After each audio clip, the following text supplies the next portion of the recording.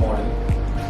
However, what has been bothering him for a couple of months is the shadow that's been forming under the lips for him. So here we can notice that his face is near perfect. The proportions are absolutely on point.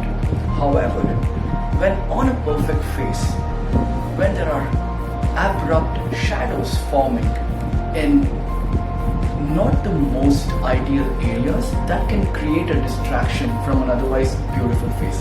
So today's plan will be to eliminate the shadow that is sitting in between his lower lip and the chin, just to elongate the chin a little bit and further define the jawline and finish the look.